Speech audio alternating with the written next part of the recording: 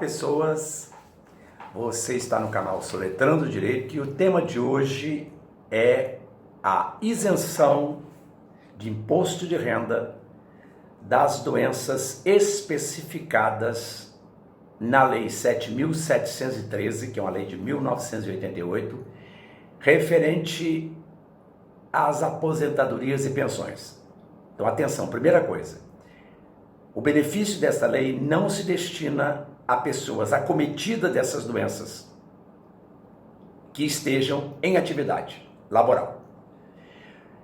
A lei especifica cerca de 17 doenças, entre elas mal de Parkinson, cardiopatia grave, nefropatia grave, câncer e outras.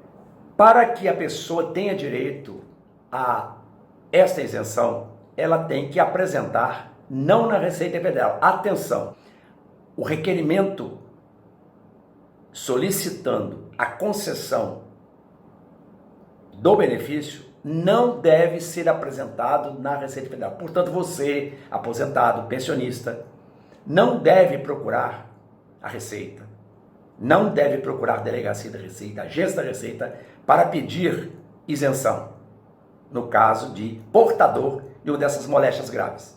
No caso, se você for aposentado ou pensionista do INSS, a forma de peticionar é simplificada através do site Meu INSS. Então você percorre o site e ali mesmo você faz o seu requerimento. Para os aposentados e pensionistas das demais fontes pagadoras, ou seja, União, Estados e municípios, a petição ela é feita nas unidades respectivas. Segunda coisa a ser considerada: somente aquelas doenças que estão listadas na Lei 7.713 é que gabaritam a pessoa interessada a gozar a isenção. Então, às vezes a pessoa fica agitada, nervosa, porque mas como pode? Que desgraça é essa? Como é que eu estou acometido de tal mal, que eu tenho um gasto tremendo em manutenção de medicamentos e tal, e por que eu não tenho o benefício isencional?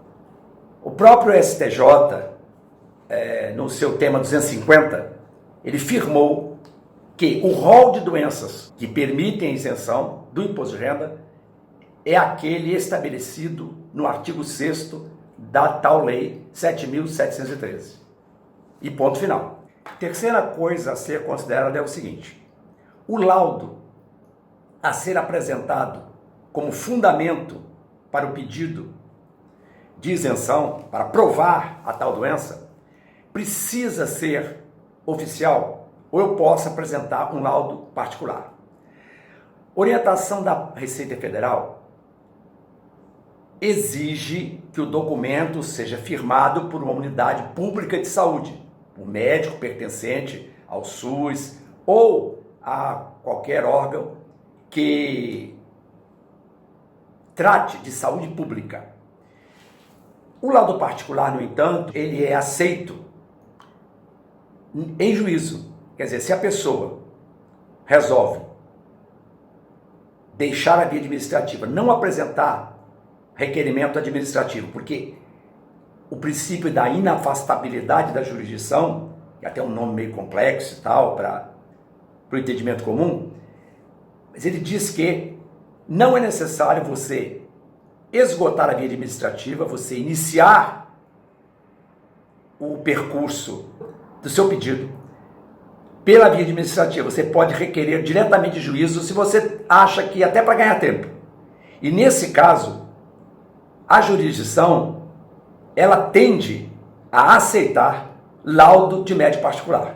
Mas você deverá estar perguntando, afinal de contas, grande pajé, qual é o problema? O que está pegando nesse tema, nesse assunto?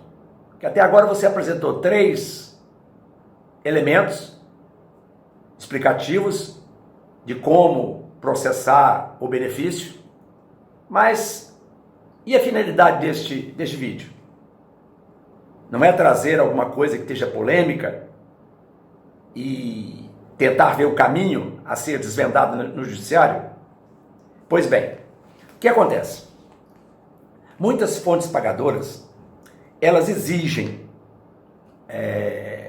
a chamada contemporaneidade do sintoma da doença no momento do pedido da isenção.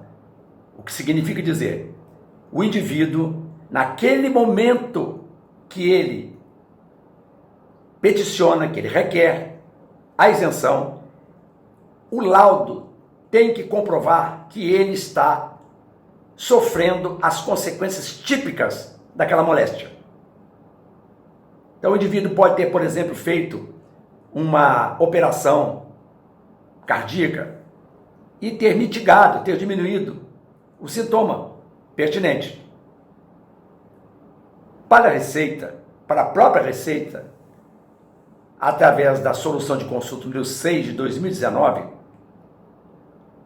é dispensável exibir no laudo exatamente esta contemporaneidade.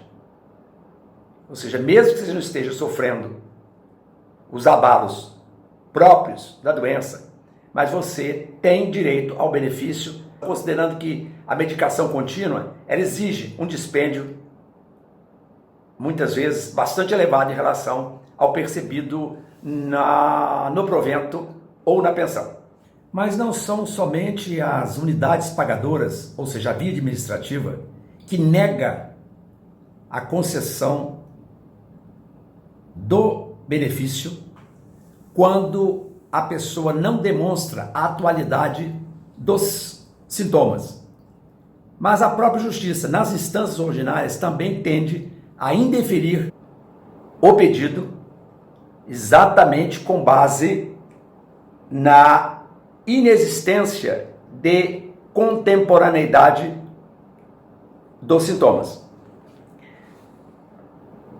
O paradigma, o julgamento paradigma para este tema foi exarado, foi lançado pelo Superior Tribunal de Justiça, que é o chamado Tribunal da Cidadania, em 2019, no julgamento de um recurso especial que traz a seguinte ementa, conforme está na tela. Direito tributário, recurso especial, isenção de imposto de renda sobre proventos de aposentadoria, parte recorrente, acometida por cardiopatia grave, contemporaneidade dos sintomas, desnecessidade, conforme o entendimento desta Corte Superior. Portanto, o Superior Tribunal de Justiça já acatou a tese de que a pessoa precisa da isenção de ser perdoada do imposto de renda para acorrer aos encargos financeiros decorrentes do tratamento contínuo que normalmente essas moléstias requerem. Sendo assim, o que temos então? A pessoa pode apresentar o pleito administrativamente, como foi falado, nas unidades pagadoras ou no próprio INSS, se a pessoa for aposentada ou pensionista da autarquia. Ou então ela pode pleitear diretamente no judiciário, se ela sentir que vai ter insucesso. A própria Receita, como diz em resumo, firmou o entendimento de que não é necessária a atualidade dos sintomas da doença para ter direito à isenção. No caso, foi mencionado então o recurso especial, que ele é definidor da posição da Corte da Cidadania, Tribunal da Cidadania, que é o Superior Tribunal de Justiça, STJ, acerca do tema, favorecendo então o contribuinte. Então, a partir dessas noções, você pode decidir o que fazer, principalmente tendo em conta que a isenção ela existe para permitir a liberação do gravame tributário e, no caso do paciente acometido de doença especificada em lei, é permitir que a sua vida seja facilitada com a liberação do gravame tributário. Essa foi a orientação de hoje. Dê o seu like, compartilhe, inscreva-se nesse canal e um abraço. Tchau.